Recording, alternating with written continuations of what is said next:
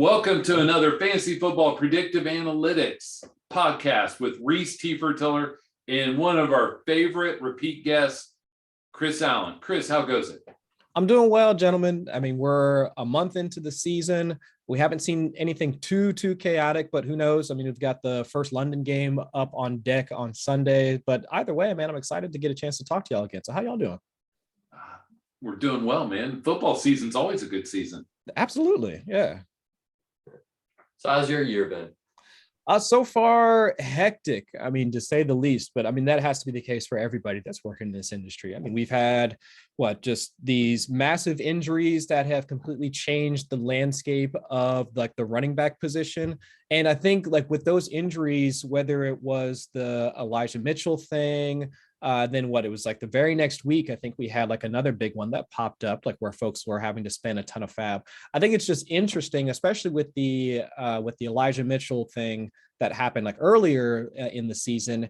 It was, I think it brought up like a really good conversation just regarding just general strategy around how folks like manage like their free agency, like auction budget. Yes. And what is your process for evaluating a running back? Like, what is your process for evaluating a team? And then the third part of that is how it then translates into how you put in your waiver bids. And so seeing all of the takes for that 4 to 5 day stretch before everybody had to basically put their money where their mouth was and put in those, 80% like fab bids or just go completely overboard, like with trying to capture Elijah Mitchell and then seeing what happened afterwards. It's just that's the way that fantasy football goes. Like we can have all of these debates. We can have all of these discussions about whether we think a player is fit for the role or not. But then really the only thing that matters is what winds up happening out in the field, which in Elijah Mitchell's case, he wound up getting hurt. But I mean, we'll see how things wind up turning out because we still have 3-4 months of football in front of us. So, I mean, that's just kind of how things go. But just having it happen so early in the season, I thought was just indicative of how we as the football community, how we react to information like that. And when things like this happen, it takes some level of, like a mixture of patience, a level of, I guess, of aggression on top of that, but just like some compromise in between there to figure out like what's the best way to handle situations like that. A new one that's popped up has been Damien Williams replacing David Montgomery for the next 4 or 5 weeks. And even people who spend a ton of money on Chuba Hubbard and hearing that McCaffrey is coming back probably this week. Does not add up unless it's a long-term injury like how Montgomery's will be. Right. And I think especially with the Damien Williams thing, even if let's say David Montgomery didn't get injured, I mean, it sucks to see that happen to him because I will admit that I was one of the David Montgomery doubters. Looking at like where his ADP was, he kind of fell into that, the running back dead zone that everybody was talking about like throughout the off season, and the level of replaceability for backs of his archetype versus the wide receivers taken there. I was typically taking the wide receivers. That's just my personal strategy. But either way, Damien Williams, I thought should have had enough juice to at least have some sort of week-to-week contingent value. And we saw that towards the beginning of the season in weeks 1 and 2, but then his snaps started to trail off. His touch share started to trail off, and then this happens. So now for folks that were holding on to him, thinking that he was going to have that week-to-week value, similar to like AJ Dillon. Like if you thought that AJ Dillon was going to have week-to-week contingent value just dependent on the game script that the Packers going to have, then sure, I'll hold him, see what happens, and I'll throw him in. And we kind of saw that actually this past week when they had that positive game script against Pittsburgh, where we saw more of AJ Dillon versus Aaron Jones. So either way, I think some folks who held on to Damien Williams, because I think he was drafted in most drafts as a late round flyer, but those that held on to him, now you get a chance to see what he can do with the full workload. So I think that's kind of fair. But the Chuba Hubbard thing, I was actually kind of surprised about, because even when he was coming out of college, I thought that if given the chance to be the guy, I thought that the Carolina would lean on him as being more or less, not necessarily the way that they use Mike Davis, but at least be able to offer similar value or at least a similar opportunity. And to see not just like Royce Freeman, but who was the other back that came in like right behind him that was also getting a ton of work. The name escapes me. But either way, to see him in part of a committee versus being what we saw with Mike Davis when Mike Davis took over for CMC last year. That was shocking because coming into the week, I would have been like, yep, empty that, not empty, but at least use a sizable amount of your budget to pick up Chuba. At the very least, he should have a similar role to what Mike Davis had the year beforehand. And again, this is what it comes down to. Like, what was your pre-draft evaluation? How do you think he fits into that role within the team? And then from a strategic standpoint, how much should you be spending on those guys? And while you might have a sound process for all three of those things that I just laid out, doesn't really matter until you see it down on the field. And we saw, I mean, he might have gotten a majority amount of the snaps, but he wasn't getting the pass catching role that we expected him to get, like Mike Davis got the year beforehand. So it's just now with Christian McCaffrey coming back, a lot of folks are probably just left holding the bag with Chuba. Yep. Oh, yeah. But Hubbard's never been the pass catching back. Even at Oklahoma State, they would sub in a third down back for him. And that's what they did in Carolina, especially with the negative game script in the second half. They subbed in Scott. In fact, he was the guy at the end of the half catching all the little dump offs from Darnold. Right. Yeah. And even Davis, what's interesting is I was not a Davis guy this year. You know, the conversation was Davis versus Gaskin. And I went Gaskin, and I think the answer was neither, really. But yes, yeah. But Davis, you know, who would have thought that Patterson was going to emerge, you know, and steal 10 to 15 snaps at running back, and now they're using Gallman almost as much as Davis. And I had Gallman stashed on a lot of rosters, but it's still, I mean, Atlanta, how many positive game scripts is Gallman really going to have anyway? You know what I mean? Like, Atlanta's not going to have any. No, and I don't see that. But I think the Patterson thing is another one where it's just, I bought into this idea that it was never going to be who was the back that they wound up cutting like towards the back end of the season. Again, another name escapes me. But either way, that Patterson was at least the established like RB2 if something were to happen to Mike Davis. But I for sure did not see this. I mean, just an outrageous like touchdown rate for Patterson so far.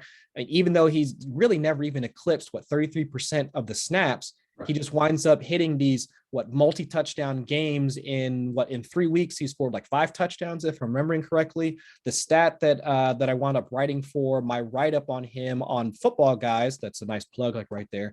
But actually, he has more PPR points, although it doesn't matter for quarterbacks. He has more points accumulated this year than Matt Ryan, which is ridiculous to think. Like a running back, hybrid running back, like for Cordero Patterson, in Cordero Patterson's case, is already outscoring his own quarterback, which is ridiculous. But either way, I mean, to see him be able to do what he's done on such limited touches, I don't know what to make of it at this point. It's like the easiest thing would be to say that, I mean, the coaches could up his volume, or not up his volume, they could up his snaps and have him be out there in the field. And I think for this weekend, with no Calvin Ridley and no Russell Gage as well on their trip to London, okay, fine, I can see that happening. But moving forward, I mean, are we really going to expect a 30-year-old running back, kick returner, wide receiver, now converted to running back, or still playing that hybrid role on his 5th team, now being an every week RB2 flex? It's just like, but that's kind of the chaos that gets injected into the NFL this season, where we're having to almost forget however many years, 8+ years that Patterson has been in the league, and say that, all right, well, this is his role now. And we can't really take all of these years of prior evaluation into account, because this is a new role he's being put into. This is a new offense that now he's thriving in. So we really have to look at this portion of his career and say that we need to capitalize on this, because that opportunity should be there on a weekly basis. And if that continues, I mean, heck, he really could end up as being the guy that you really needed to have, like once you drafted this year. Crazy for me to think that DeAndre Hopkins, and Le'Veon Bell were all drafted in the same year. Yeah. And he's the one with the more productive season so far, because Hopkins has completely fallen to almost to the back end of the targets and whatnot. But I'm guessing he's dealing with some sort of an injury of some sort, because it sounded like that had been the case since week 2. But either way, it's just, if you just look at the box scores, I mean, I would have lost all my money on a bet of who's going to outscore the other. Yes. But another thing for Patterson, how do you guard him? What personnel package do you put out there? Do you throw out a nickel package Patterson Right. can run the ball up 5 yards up the middle.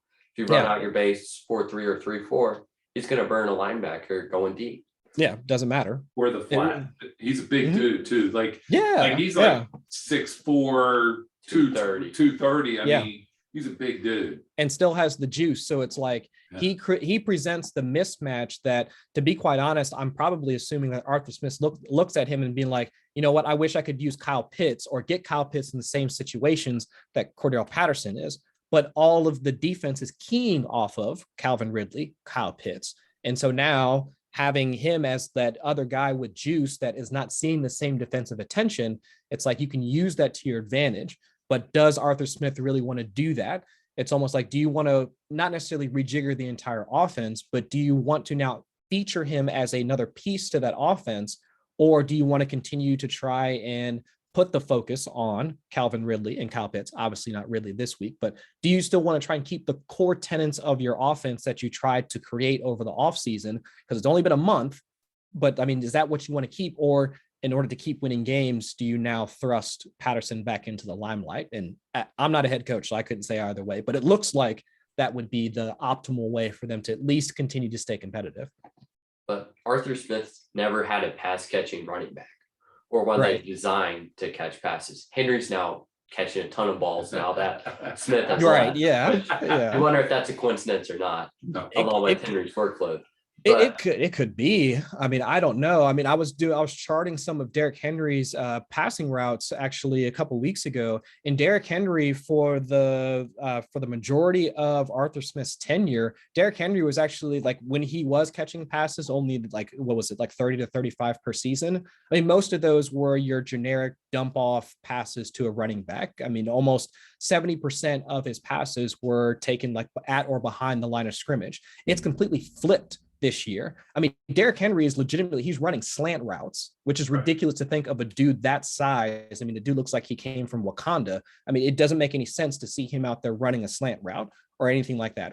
So it's interesting to see now with Todd Downing, he's actually utilizing him as an extension of the pass game. Like the screens, cool, but to actually see him running routes at the intermediate level of the field, let's say like 0 to 5 yards past the line of scrimmage.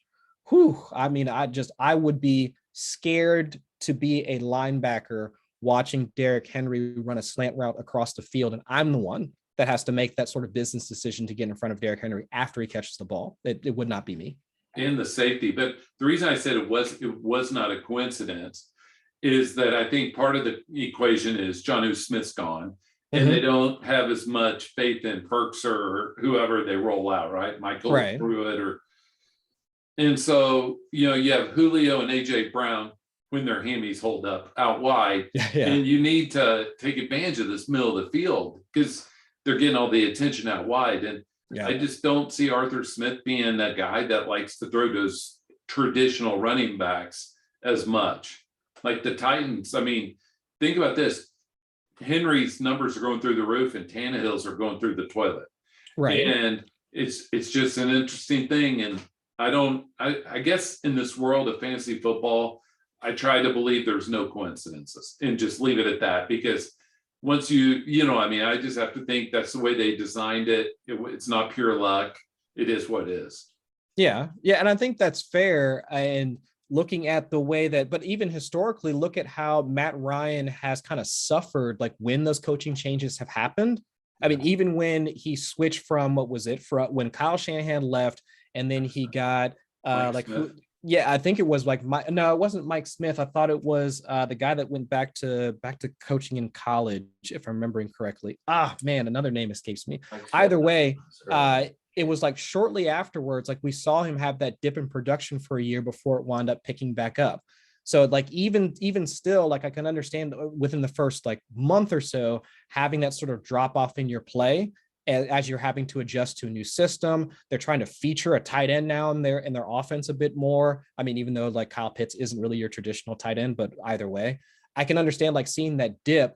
But it's such a change in their offense because we're not seeing any of those downfield throws from Matt Ryan, where typically, like from years past, it would be deep shots to Calvin Ridley, like as he was like leading the league in air yards like last year. And even before like Julio started to see at least a slight dip in his production, at least from a downfield stance, Julio was still catching balls downfield. So just see this massive shift from what we thought was like a high flying, like aerial attack to at least something that's a bit more conservative, almost looks like the Titans offense, but now they just like shoehorned in Kyle Pitts into this offense.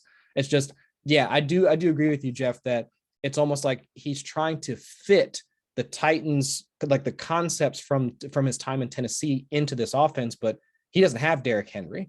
Like he doesn't have any of that he doesn't have like any of the same personnel. So you almost have to kind of, I don't know, like mold or like find some sort of compromise like for this offense to be successful. And hopefully he can do it here within the next few weeks. It's almost like how John Harbaugh completely changed his offense whenever he got in Lamar Jackson instead of Joe Flacco. With Greg Roman. I mean, like whenever we talk Lamar, I'm like Greg Roman. When we talk Josh Allen, I'm saying Dayball, because those coordinators need all the credit for taking advantage. There have been many Lamars come through. I don't mean as good, but I mean guys with similar styles. And the coach wants them to be a drop back passer. You know what I mean? Right. And you're just like, come on, man. You know what I mean? Like, well, I put this on Twitter today. Lamar deserves every nickel he gets. And Roman deserves a lot of credit for adapting that offense to Lamar.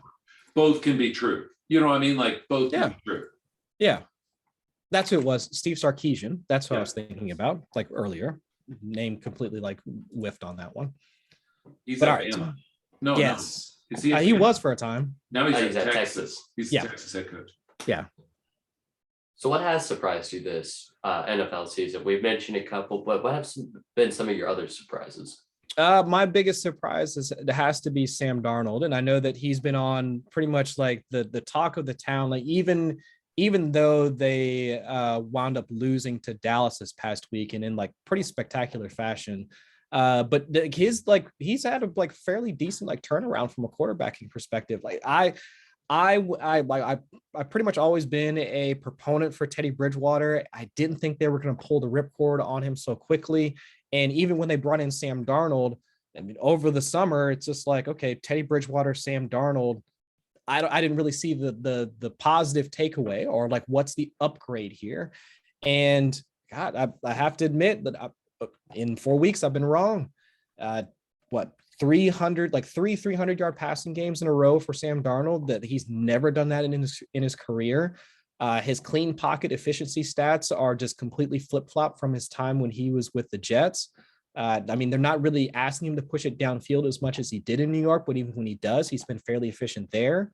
I mean, really the only problem so far that we've seen is exactly what we saw when they played against Dallas, was that if he's pressed into a game where they need to rely on his arm in order to get them back into the game, that's where the inaccuracies that he's had, like since his time at USC, like those things, they start to come out.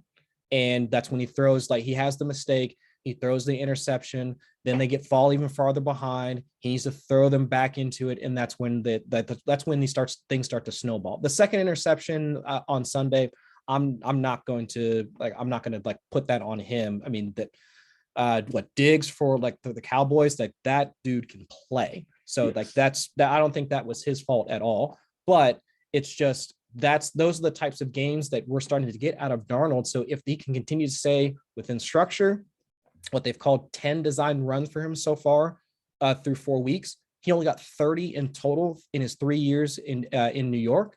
So it's just, and he's also a more accurate quarterback overall, 13th in completion percentage over expected through 4 weeks as well. So it's just, I'm thoroughly impressed. And I think we already were impressed with the type of offense that Joe Brady and Matt Rule have put together, because we saw like a similar transformation with Teddy Bridgewater last year. But to see this again, and even more, like an even greater improvement with Sam Darnold, again, I realize it's just been 4 weeks, but still, I mean, hats off to that coaching staff, and hats off for Sam Darnold to show that he can actually, perform or like improve his mechanics, improve his fundamentals as a quarterback, and then really take advantage of this, like, I mean, the stellar, I mean, on paper personnel that he's got in front of him. I know that the whole Robbie Anderson thing, that they probably need to sort that out. Like if they do have like some issues, like from him coming over from the Jets or, whatever, but DJ Moore ascending to like a legitimate top 12 wide receiver, awesome to see. And even not even having Christian McCaffrey for about half the games that he's played in so far to bring the team like this far, like in the NFC South, where we thought that it was essentially going to be Tampa Bay and everybody else. I mean, yeah, hats off to Darnold and the rest of the Panthers. I mean, they've been aggressive on both sides of the ball now, making multiple trades in order to like prop up their defense too. I mean, Panthers are a really good organization to like be a fan of at this point.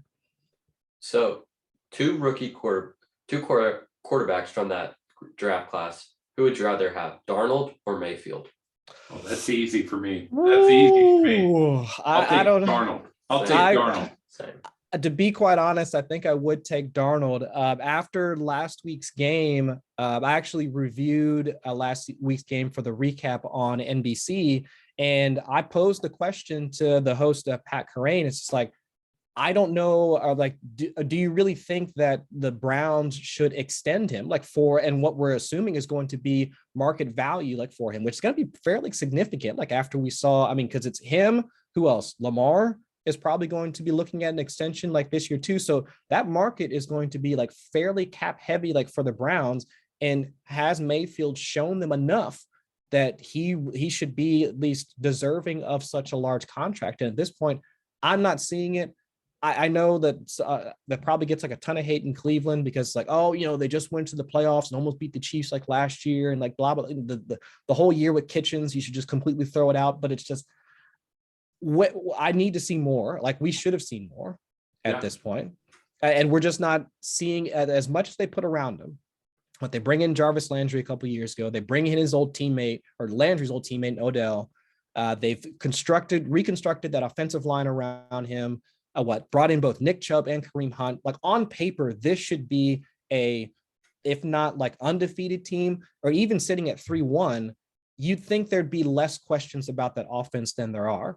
But yet, multiple passes last week without any weather conditions or any problems whatsoever, but multiple passes to Odell, it either over him, behind him, I mean, completely whiffing. He had his completion percentage over expected last week was 18.2%. That was dead last in the league, and one of the worst I've ever seen. So it's just, I don't know. Mark Schofield, he wrote a piece for, I think it was USA Today, if I'm remembering correctly, on this very subject. I think it dropped yesterday morning, and it was just, he posed just some wonderful questions about just, we should be expecting more development out of our quarterbacks at this point in their career. And if we're not seeing it, franchises should be asking, or at least looking to reset and try and capitalize on the rookie quarterback market versus just, we'll just go ahead and give them that extension and we'll just lock on to, another 2 to 3 years. Look at how that worked out for the Rams.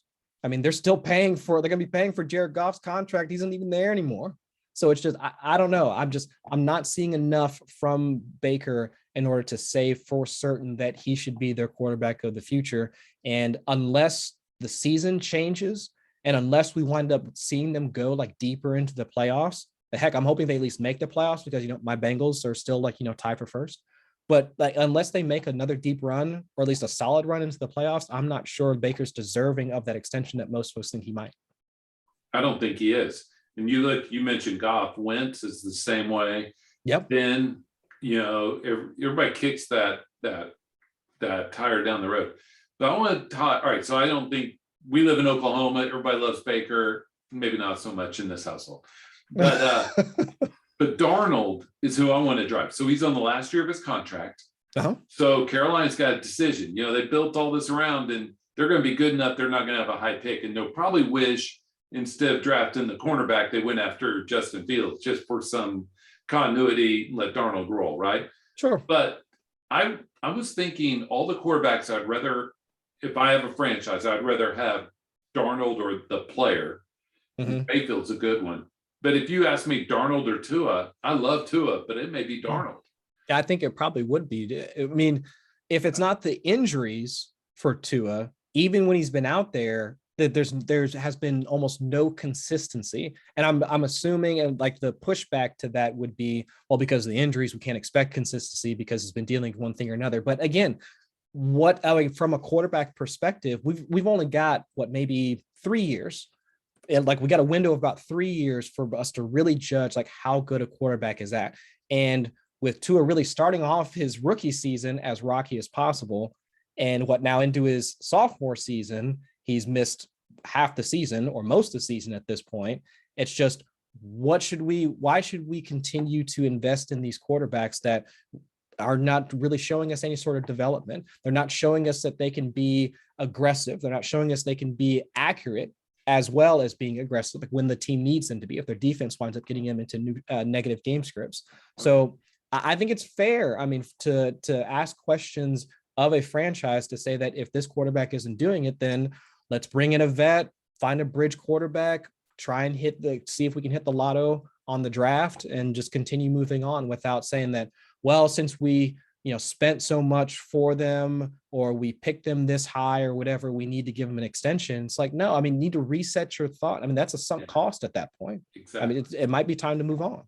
Sunk cost kills a lot of people, but trade for Deshaun Watson, if you have to, because, or get Goff on the cheap next year or whatever.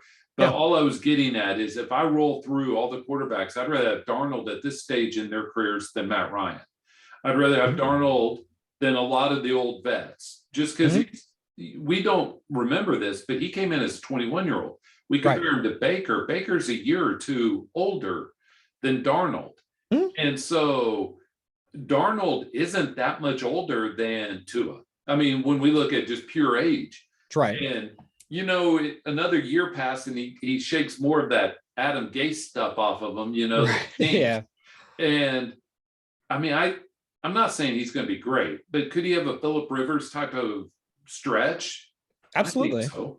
Yes. I mean, especially staying in that offensive system that maximizes the strengths of every quarterback and tries to at least hide some of their deficiencies. Like I was mentioning earlier with Darnold, like if you wind up putting so much into your defense that you really don't have to worry a ton about falling behind, where at least if you keep him in structure, keep him on script, he can be efficient, then hey, I mean, I could definitely see that. I mean, like the comparison that you made to Phillip Rivers, that's definitely possible. Because I mean, the Chargers try to do exactly the same thing.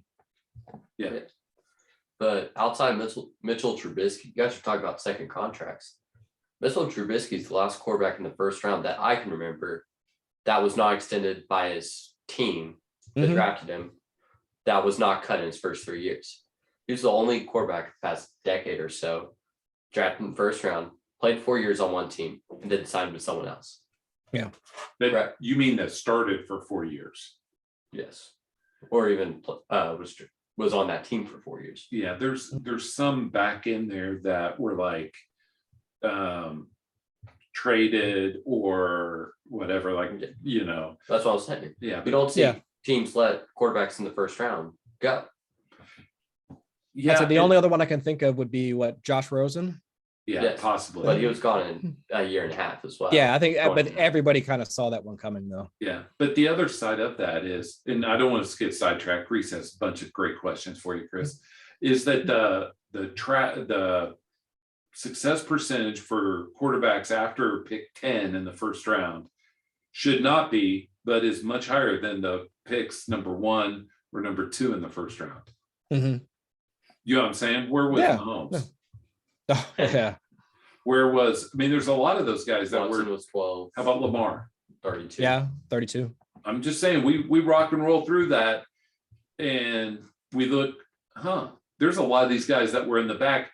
Now, Rodgers, does it help going to a good team versus those, going to the Jets? Yeah. Yeah. But I just meant, though, it's kind of funny to me how that's such an inexact science on the top of the draft on who goes where, Yeah. And you got to think, I would almost think that there's some hubris involved, like when it comes to how you value that quarterback, even if they do wind up looking like a dud 2 to 3 years into that contract, because quarterback is just a completely separate position, like how teams value it, how we value it from a fantasy perspective. It's such a different position as to how the league values that. It's just, if you wind up almost as a GM or head coach, or even as an owner, if you can't find the right quarterback, like you're just almost looked at just as, like you don't know what you're doing. Like you can fail at running back, you can fail at wide receiver, almost any other position. But if you can't get the quarterback position right, then somebody's not doing their job. I mean, look at the Browns for however many years that they thought before they wound up, falling into Baker, that they just been ridiculed for not having the right quarterback. And so that's really all that matters. If you get the quarterback right, then almost like the fans become happy at that point. But it's just otherwise, like you're just stuck in this like purgatory range where, nobody knows what they're doing. The entire offense is dysfunctional. The entire almost team becomes dysfunctional at that point. So yeah, I get it. Talking about rookies, all 5 rookie quarterbacks taken in the first round are starting this week. Mm-hmm. Plus Davis Mills. Yes. Yeah. He kind of counts as a quarterback. And yeah, kinda. Yeah, kinda. The offense might be more effective if he just sneaks it every time. Yeah. Sorry to interrupt you. What was your question, Rhys? So what are your thoughts on those? So let's see. Where do we want to start? Let's see. Well, we'll start with Mac Jones. He's fine.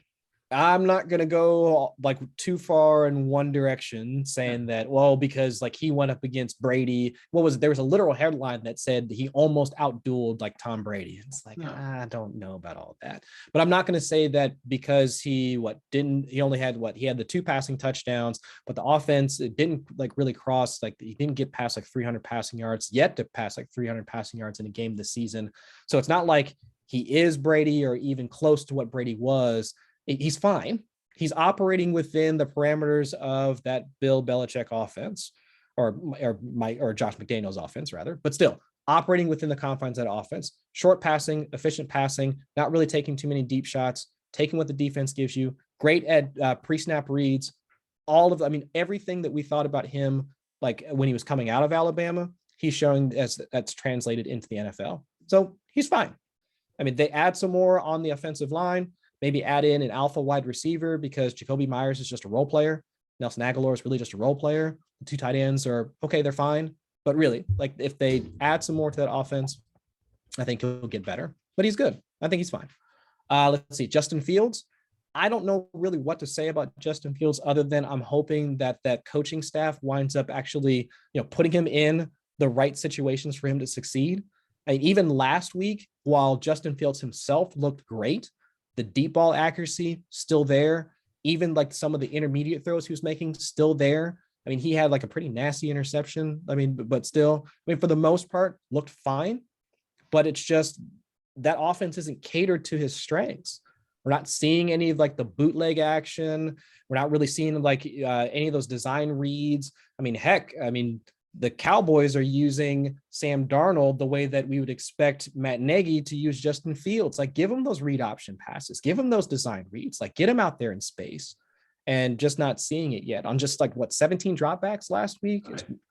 I don't know. Fields is fine. It's just his situation is like suboptimal for him really maximizing his talent. So yeah, okay. Zach Wilson? Jury's still out on Zach Wilson. I can't really say one way or the other because if you had asked me this same question about a month ago, I would be at least more optimistic because I think the team made all the right decisions, right? They draft him, but they also drafted Elijah Vera Tucker. So they bring in strong offensive linemen out of this class. They also drafted Elijah Moore. They had at least, they brought in Corey Davis. So it's like offensively, they're bringing in the right pieces. They're making the right decisions in order to surround him with good talent. But Vera Tucker's been out. Elijah Moore has been in concussion protocol, so he's missed time. Jamison Crowder's missed time. So it's just like all those pieces that we thought could at least give him the proper infrastructure in order to at least look good in his first few weeks, not there. And on top of that, they just had a brutal schedule to start off the season as well. So we go from being optimistic to after having just like bad matchup after bad matchup after bad matchup. What did we think he was going to look like? After facing with Bill Belichick at one point, I think did they play Tampa? I thought they did. Either way, just like their first few games were against some of the toughest defensive fronts. I can understand why, but then he showed out well against Tennessee. So it's just hopefully they can build off of it. Hopefully we'll start to see more of that quick passing, intermediate throws that are part of that West Coast offense that Saleh like took from the 49ers. So I think he'll be okay. It's just I think they need to have like add more around him in order to get to that point. Let's see. So who else we got? Trevor Lawrence. I don't know. I mean, Urban Meyer is such a distraction, and like for everybody else that like doesn't live in Ohio, like I'm just kind of like, yeah, what do you guys expect? It's Urban Meyer. Like, why are you grinding on Urban Meyer? Because man, it's just like I'm no, not. Sorry, choice of words there. I know, but I can't quite put my finger on what's wrong with Urban Meyer. But I think that I don't know. It's just I just can't see how that situation is going to be, I guess, optimal for like Trevor Lawrence moving forward. Like they just need to turn over that offense to Darrell Bevell, let him call the plays for the rest of the season, find a head coach that can put him in better situations. Yeah. Either way, from a like foundational, like infrastructure perspective, need to add along the offensive line. Hopefully DJ Chark can come back this season. I hadn't heard either way if it's season ending or not, but either way, they still need to find like more help like in their wide receiver core. Not expecting Marvin Jones to at least to be in there for the long haul. DJ Chark, while he's fine, more role player than alpha wide receiver. Laviska Shenault is Laviska Shenault. So even that running game that they've got with James Robinson, again, just like I think Urban Meyer has put him in a bad situation by using the draft capital on Travis Etienne in the first place. So if they can build off of what they've got so far this season, because Trevor Lawrence still looks good pre-snap, still looks good on being able to move defenders with his eyes, still good at the deep ball accuracy. I mean, all of that's still there. And now we've also seen more designed or at least option reads for him the past couple of weeks. So all of that stuff from Clemson is still there. It's just if they can get, the boneheads like from the, coaching staff out of the way, then I think he'll be set up for at least a decent amount of success like moving forward. But Shad Khan, like for some reason, seems to have all the faith in Urban Meyer. I don't know. I just wish they could move on and just be done with this entire charade. Like it doesn't make any sense to me. Who's the last one? Trey Lance. Trey Lance, of course. I don't get why Kyle Shanahan is playing coy about this entire like situation, unless there's just something about Lance and him just he is 100% not ready. If that's the case, then we need to go back to our pre-draft evaluations and figure out like, well, what's missing? Because at least at NDSU, Lance was running like fairly similar concepts to what Kyle Shanahan does like with the 49ers. So I thought that's would have translated. But all the comments that we got throughout the offseason, Jimmy Garoppolo is our starter. Trey Lance will, if he's ready, then we'll start him. And then moving into this season, what Shanahan was talking towards at the end of the Sunday's game, saying, Trey Lance looked the way that he did because that's why he's a number 2 quarterback. Yeah. So it's just, I don't understand like why you would mortgage the farm, move up to number 3, take Lance, and then this is where he's at from a development standpoint. That something's not adding up to me. So while I do think that, this week sets up fairly well for him moving forward. What's going to happen when Jimmy Garoppolo comes back? Are they just immediately going to flip back to him, almost like what we thought Matt Nagy was going to do with Justin Fields and Andy Dalton? But either way, I think Lance showed enough last week against Seattle that I think that he has improved. Like he still needs to work on his intermediate accuracy.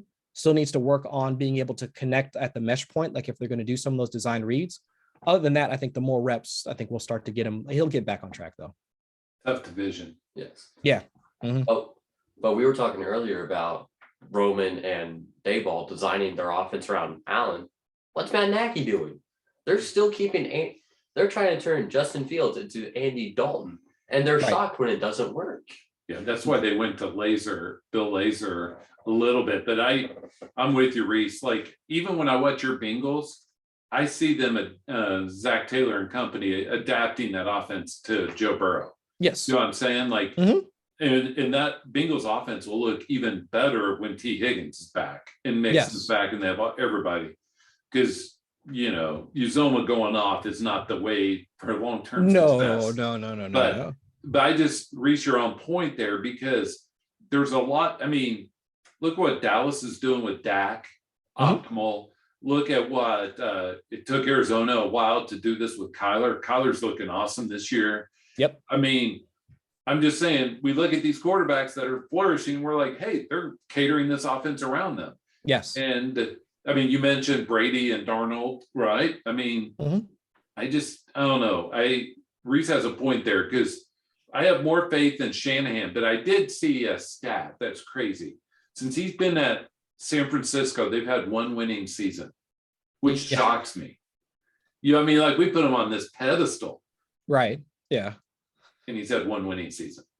Yeah, because if you listen to his press conferences, it sounds like he is still like the wunderkind, right? It's like he knows, he has so much history like shoved into his head, and he knows how to create play calls and play sequences, and his concepts have been at least efficient, right? I think even when Jimmy Garoppolo, even from a fantasy perspective, hasn't been useful for our purposes, I think during that one season, that one winning season where they wound up like finding themselves in the Super Bowl, I think Jimmy Garoppolo was the top 5, top 6 in EPA per play. So that offense can be efficient because of the concepts that that Shanahan puts into it. But unless you have, I guess, full not continuity, but at least synchronicity from your quarterback to the wide receivers. I mean, because I don't think there are only so many wide receivers, I think, in the league that would flourish in Kyle Shanahan's offense. Like, I think like Devontae Adams, like maybe a couple of those, like just the alphas in the league, they could do it. But just so many that he goes for a specific archetype of player that winds up fitting into his scheme. And if you can't make it there, then it's just really difficult for you to find like any sort of, I guess, notoriety elsewhere. Look what happened to Dante Pettis. Like, I thought he was at least fairly decent. Yeah. But after he got shipped out of there, just haven't heard of him since. So I don't know. But you mentioned that he's only had one winning season. He's been there 4 years. Garoppolo's been hurt 3 of them. I understand. That's hard. True. It's hard to win seasons when you're rolling out Nick Mullins and CJ Beathard.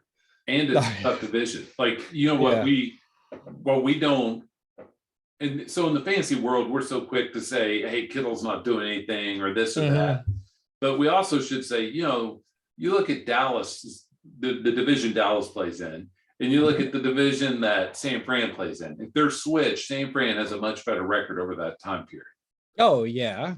Yeah. I mean, if there's a way to create a rule to get like multiple teams like just into the playoffs, I think you would probably want to see at least 3 of the 4 teams in the NFC West like in the playoffs, because it's just, how do you not root for what the 2 teams playing tonight? We got the Rams and the Seahawks. I mean, awesome teams. Cardinals. I mean, just even San Fran, like in their own right.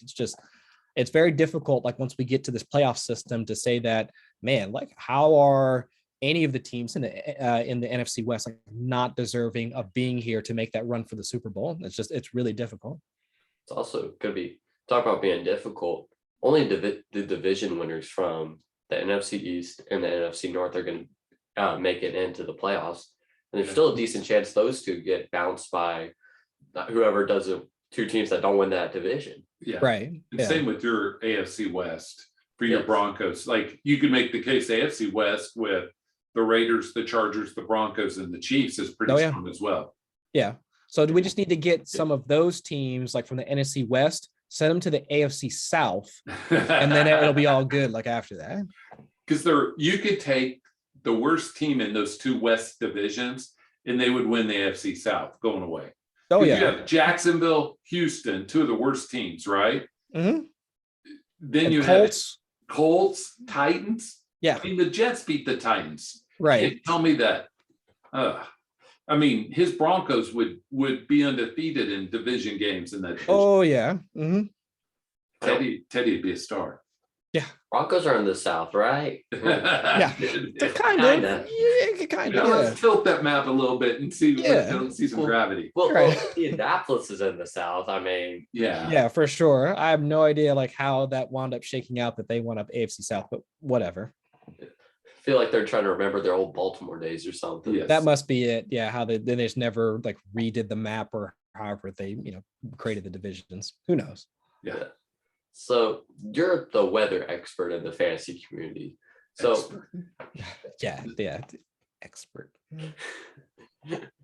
Is there any games this week that would like where weather could play a huge factor, especially like in London?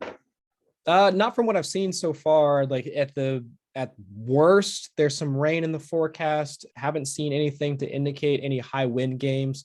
But even with the London game, I did like a quick check on that one. At the worst, I saw like it might be a possible drizzle, but nothing at least for week 5 that's going to get us there. I'll have my weekly report up on 4for4 here within. I think tomorrow morning I'll have at least my first pass out, and then I'll do a couple of checks like on Saturday, Sunday morning to make sure. But I mean, my job has been fairly easy this past past like 3 to 4 weeks. I mean, at worst we had a couple of rain games this past week. Nothing that completely changed, just at least to me, changed the game itself. I know that but at the start of the Sunday night game, I had reported that the rain, the precipitation rate was actually going to be something to monitor. Wouldn't be a huge deal. I know that the broadcast they did note like a couple of points, like where I think Brady there was on a pass to Antonio Brown on the right sideline, just went like right through Brown's hands. Just like in like maybe a couple of off throws from Brady as well. It's just those things that while they obviously have an effect because they wound up not scoring a touchdown that drive, if I'm remembering correctly. But it's just those things that we can't predict, right? Like you can say that weather had an effect, but there's no way we can go into the game saying that, oh yeah, so on this pass, like right here, Brady's going to wind up, throwing a ball like right through Antonio Brown's hands, or he's going to drop it or whatever. It's just those chaotic things that just wind up happening. So I'm not taking too much from it, but otherwise, like so far, like the slate's been like fairly clean from a weather perspective. And even Antonio Brown, if I remember that correctly, he dropped a touchdown 2 plays later in the shrinking out the end zone. Yes. Yeah. Just an off night for both of them. Oh yeah, and it happens. And I was just thinking it'll be a bigger thing here soon enough. And the one thing I remember about the London games is it's usually drizzling or something. The field is thicker grass, so people don't run as fast on it, and the scores are usually lower. Mm-hmm. And you can make a case, is it cause or effect? If the score's lower because of the weather conditions, or they always have the Jaguars playing. And Jaguars Falcons, is that really going to be a high scoring game? I don't care if you play it in a basketball gym. Yeah. Well, neither team has a defense, so or an offense, really. Right. It's entirely possible. At least for me, when it comes to the rain, it really does come down to how much rain, because you could talk about like what you're saying, Jeff, like it could be just a basic drizzle, or it could wind up being just an absolute downpour like we saw during the 2019 week 6 or week 7 game between Washington and San Francisco, where that was just an absolute downpour. I think it was like 0.1 to 0.15 like inches per hour. Like, then that was sustained throughout the entire, throughout at least the from the second quarter to the end of the game. And that's where we saw just like Kittle just like sliding around and mud puddles everywhere, because the Washington football team, they're cheap and they just use sod. So just like all the water collects and, and all that. But if it's just a drizzle, no, I'm not going to worry about any of that. And those are just like things that we can't account for. Like if a player were to slip on the field, or, the ball happens to be a little bit wet and it causes a fumble, nothing that we can project, but it could be a part of the game. Like once you have elements like that interjected into it. Oh yeah. That was the same game Nick Bosa slid like 15 yards on his stomach. Yeah, I remember that. It was a fun game to watch, because it's just like, okay, this is why I put out this analysis on a weekly basis, because when stuff like this can possibly happen, then that's where we should just like look elsewhere. So, but it's still fun to watch the highlights. I bring that one up like constantly. When anyone asks me a question about like, all right, so there's gonna be rain this week, I was like, well, in this game, back in 2019, this is like the most extreme case. Otherwise, don't worry about it. Yeah. No 10-0 games like that one. Oh yeah. So what are some must-watch matchups or even games looking at week 5?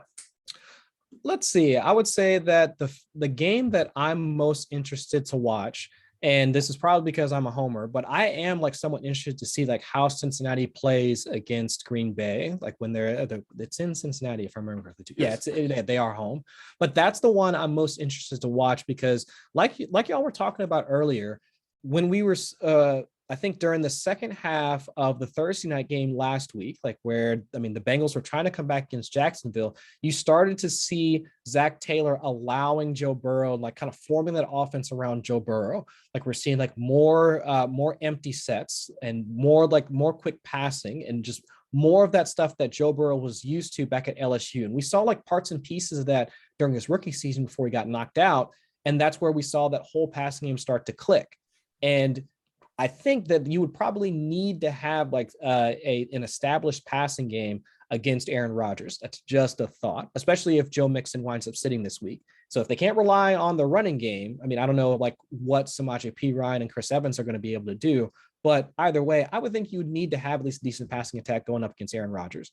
So if they lean into that and Joe Burrow feels comfortable with basically putting the entire game on his shoulders, which clearly from last week that he's capable of doing so, then I'm wondering if this might be a more back and forth matchup than if we looked on this same schedule maybe 2 to 3 weeks ago. It'd have been like, oh, okay, well, Aaron Rodgers is going to go in there, do his Aaron Rodgers thing. Bengals going to come out with this like slow, run, pass, or, run, pass, like that type of like play sequence. Maybe they'll generate a couple of touchdowns. Packers going to wind up winning. Now it's like, I think they might have a shot. I don't think they're going to win. That's like way too much optimism, even for me as a Cincinnati fan. But at the very least, I think there's a chance they can keep it competitive throughout the entire game. But last time those two teams played in Lambeau, Cincinnati had Rodgers' number decently well. In fact, they even got a 75-yard pick six from William Jackson. Yes. If it was an out route. But they don't have Jackson anymore. And Jair Alexander for the Packers is out too. I don't know if either of you seen if Higgins is playing or not. Higgins is the plus side of questionable. Okay. He's practiced on a limited basis. And limited so far this week. That's usually trending though. That's trending up. And the funny part about it is Rhys really does remember all this stuff. I know. He can't drive. He can't drive a car without a permit yet. He's a month away legally. Yeah. But he remembers all this stuff. So it's great to have those conversations. Chris, man, it's been great having you on. Oh man, I always enjoy talking with you both. And as we were talking before the show got started, I'm hoping I get a chance to actually see you both in person at some point once I make it out to Oklahoma for my day job. But either way, I mean, always happy to talk with both of you guys. Like, you ever need anything from me, man, just give me a call. Oh, and the one thing about that is relationships make this world go round. Thank you again, Chris. Anytime.